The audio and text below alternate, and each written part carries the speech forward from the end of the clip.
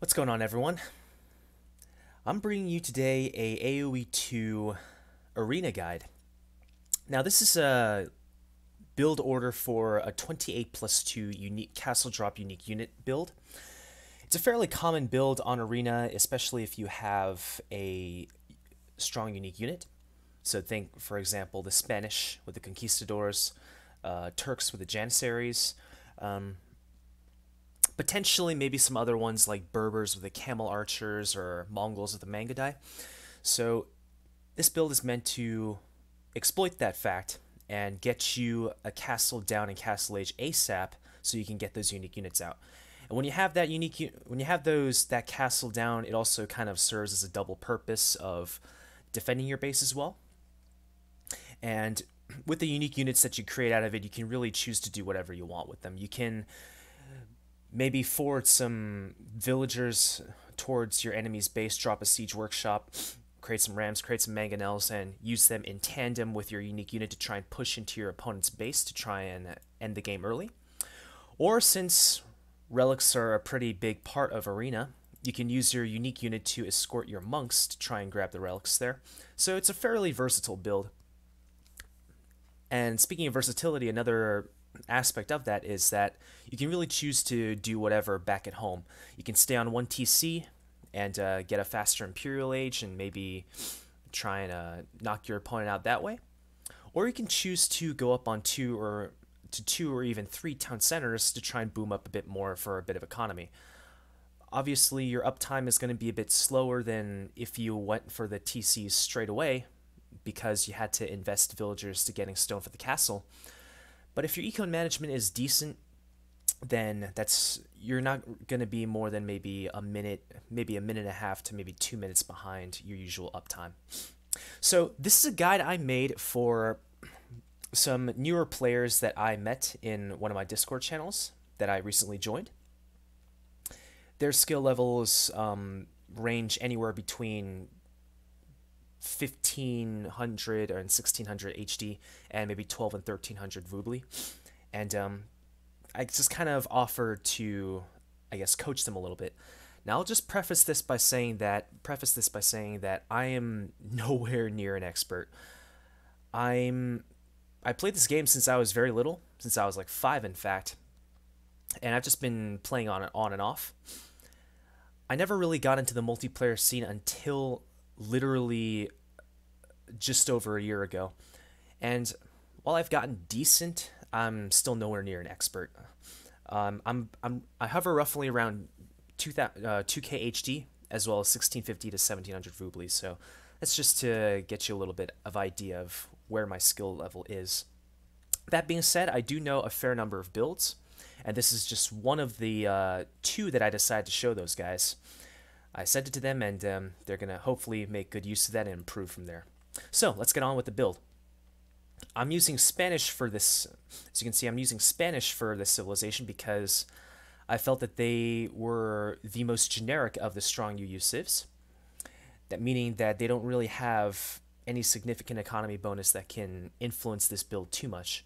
So the idea is, if you can do this with a Spanish, you can do this with any civ. So let's get started.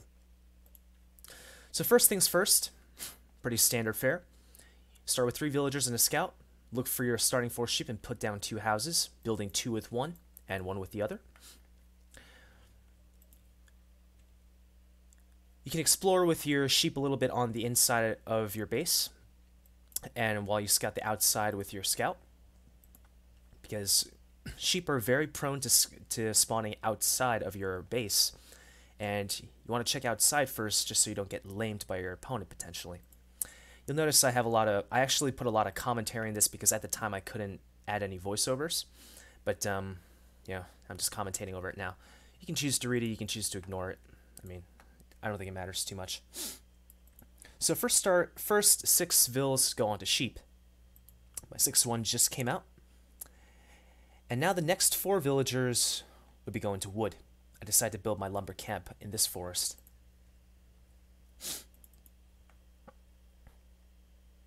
One last disclaimer, this guide was made on HD.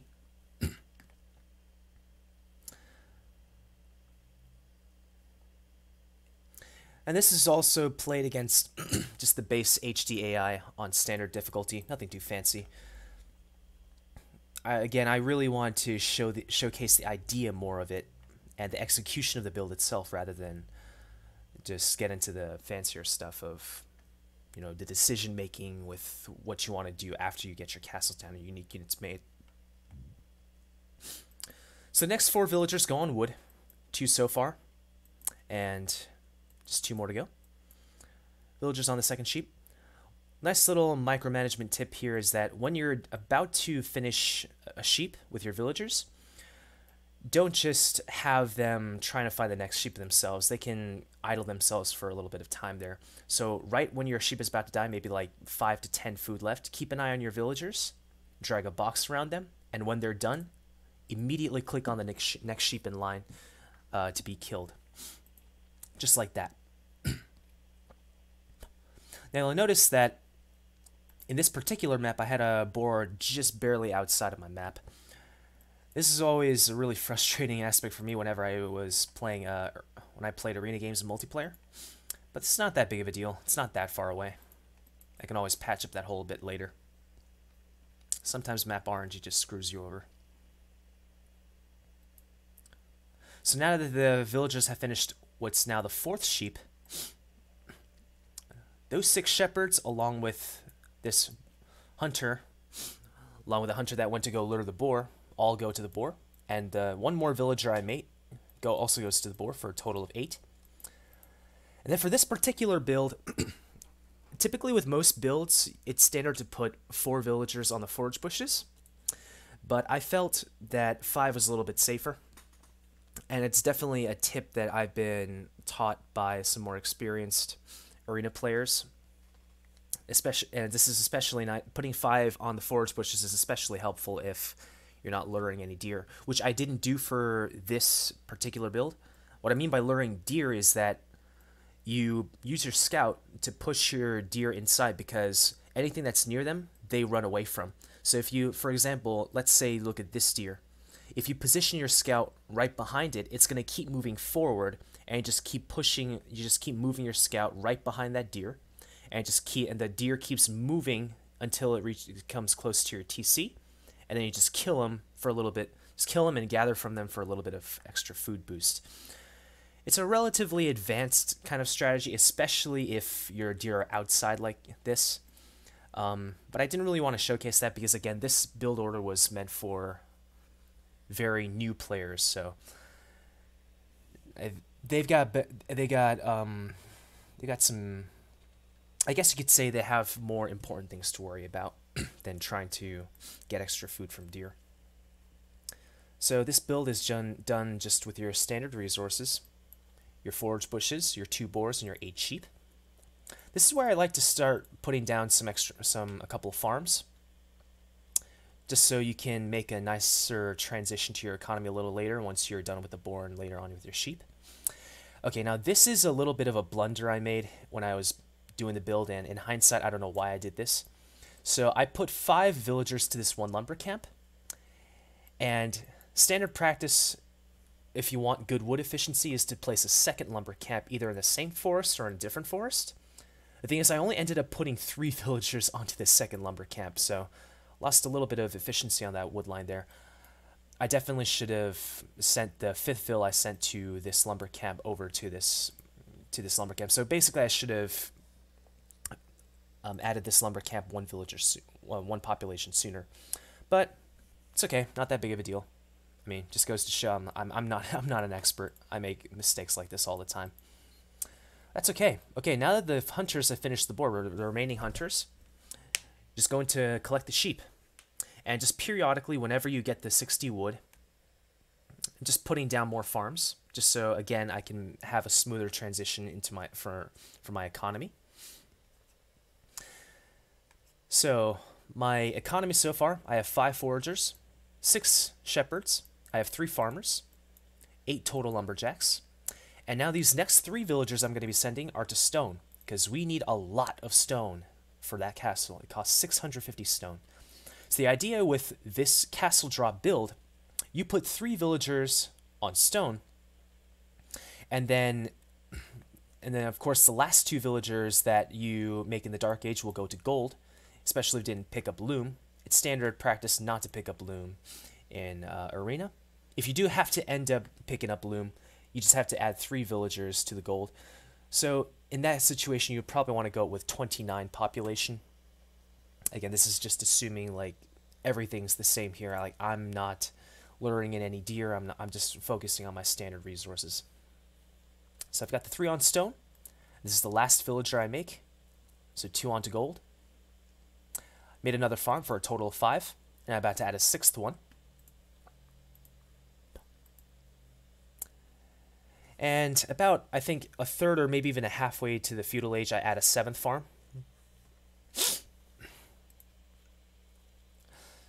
So you'll have 7 farms running. You'll have 5 foragers. And the 2 villagers, once you get to the feudal age, you need 2 buildings in order to advance to the castle age. The 2 buildings are going to be the blacksmith and the market, pretty standard for a fast castle strategy.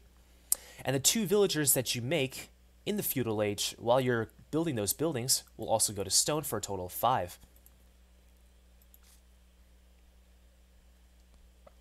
So you can see I'm just getting up my wood economy. When I look back at this recording, I noticed I just barely had the wood needed to build the 2 feudal age buildings. I was just lucky I had that. But still, so 6 to 7 farms is a good cutoff. 7 I think is the absolute maximum because, again, you need that. You need a total of 325 wood for the market and blacksmith. So as you can see, I'm about 85% plus on the way to feudal age. I'm finishing up this sheep. I'm going to grab one other villager. The thing with Spanish is that you only need 2 villagers to build buildings, especially if you put the market and blacksmith right next to each other, because the villager that builds the blacksmith is going to finish this building first because blacksmith just builds faster than market. And then once she's done with the blacksmith, she would go over to the market, help the villager building the market, and they finish the market before that second villager is created, so you can click up right away. But I just did it with 3, just to showcase this is what's standard practice if you're doing with a civilization that's not Spanish with the faster builders. So as you can see, the 2 buildings are done. Now if this were a generic civ that didn't have a build speed bonus like the Spanish, then this market would be finishing right around the time maybe there's 80 to maybe 90% done with that second villager. So like I said, the 2 vills we made in feudal age go to stone for a total of 5. The next step on the way to feudal age is to grab some eco techs. The 2 most important economy techs are double bit axe and horse collar. As you can see, I'm grabbing double bit axe here, and as soon as I get up the food necessary, I'll also research horse collar. I was a touch late on that, but it's not that big of a deal. And another more subtle tip, I guess I can give you that I didn't quite mention in this guide when I was doing all this text, when I was doing all these chat messages, is that you got to be thinking about what unique unit, like what resources your you got to be thinking about what resources your unique unit costs.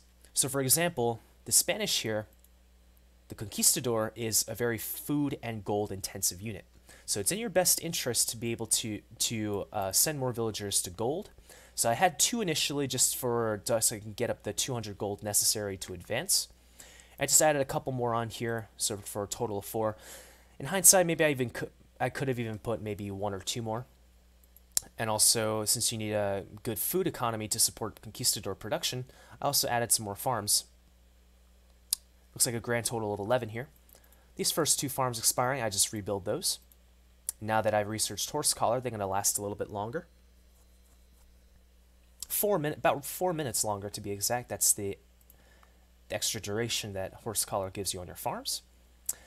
And now that you're in castle age, got a decent economy rolling, just keep on producing more villagers. Grab bowsaw. Very, very important castle age upgrade. You can also grab heavy plow if you want. I didn't do it in this particular game because I thought my economy was a little bit tight. And also because Conquistadors cost so much food that I would probably have had TC idle time. I didn't want to risk that. In hindsight, this castle placement was a little meh. I think I could have put it a little bit more up front to protect the stone mine a little bit better. But again, it's not that big of a deal. I'm just showcasing the big idea of it. And like I mentioned earlier, this build has a bit of flexibility to it. You can really choose to do whatever you want in this situation. Put down more TCs for a boom. Just create your unique units. Here I queue up a couple of conquistadors. And you can build a siege workshop here because siege is very, very important for getting through these walls. And I went out on a limb and I just gave them one example of what you can potentially do from this point on. I decided to forward a couple villagers. I grabbed loom.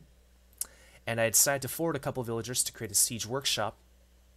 And the idea was I create some siege, some mangonels, actually mangonels or rams. I think I made predominantly rams here. And once you're through those walls, you just raid with the conquistadors. Since the AI doesn't really have that much in the way of things blocking here, I just went straight for the TC with the rams as well. I'm just going to speed it up a little bit. I left those villagers in front a little bit too idle for a little bit too long. So I've got the siege workshop built, and as soon as I have the wood and the gold necessary, I'm gonna get the ram out. All the meanwhile, and I ended up sticking to just one TC. Again, this is just one example. It's nice to get up a decent farming eco, 12 to 14, maybe even 16 plus farms. It's a pretty nice number to have if you're just sticking to one TC. Massing up a decent number of conquistadors. Got half a dozen right now. Yeah, half a dozen now after that was made. I've got my ram, and I'm charging towards my enemy's base, trying to break through these walls.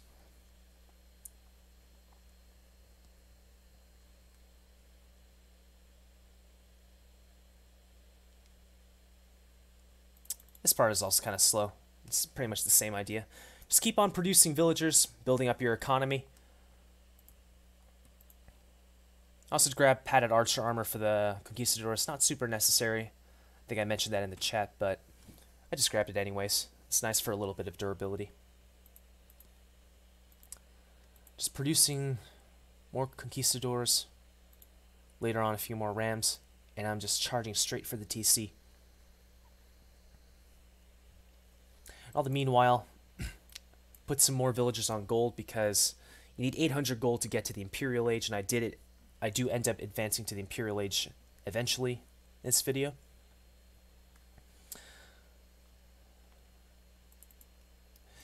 Another efficiency tip is that when you have a gold mine, when you can comfortably afford it, you can consider placing another camp here just to increase efficiency so the villagers don't bump into each other as much while they're collecting.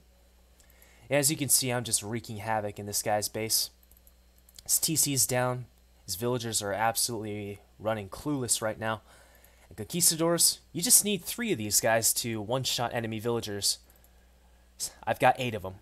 So these guys are going down very, very fast. Of course, AIs like this can be very stubborn and very annoying sometimes. They don't give up. Instead, they go outside to build the town center. I didn't see this at the time, as you can tell. I can see this right now. But later on, once I'm done in here, I killed pretty much everything in here. I just went to go out to look for them. Not too much else to really talk about. As far as your economy is concerned, you can also grab wheelbarrow, which I also did in this match. You can see it's carrying 13 instead of 10. Wheelbarrow is very, very useful for your farms because it increases the efficiency of your villagers on there. I'm pretty much done in his base. I just bust my way out through this wall. I found him. Now it's time to deliver the coup de grace. Just busting through the walls. I ended up busting through walls instead of bringing them over here because the rams are so slow. I think it would have taken pretty much the exact same amount of time for them to go out this little gap and then come all the way around to this TC. But yeah, this TC is done. And so is the rest of this AI's economy. And that's really all there is to it. He gives up any second now, this AI. Yep, there it is. GG. So, as I've reiterated before, just to reiterate, sorry, yeah, this is just one example I gave them. Just sticking to one TC, and just going all in. Built up a bit of economy back at home. Decent number of farmers. I had 17. Hindsight, maybe I could have had some more lumberjacks. I don't know. But yeah, you just keep creating your unique units and partner them up with siege, bust into your opponent's base, and try to knock him out. The other option, stick to 2 or 3 town centers, boom up behind more economy, and boom into something that gives you a bit more substance on the battlefield. Like, we're talking about Spanish. If you look at their tech tree is pretty damn ridiculous for the late game. Hand cannoneers, champions, paladins, hussars, bombard towers, a full monk tech tree, conquistadors, which do admittedly fall off in value in the Imperial Age a little bit when all the units in military just get stronger. Decent siege line, siege ram and bombard cannons, nothing too amazing though. And so they really are built for the late game. So that's another option.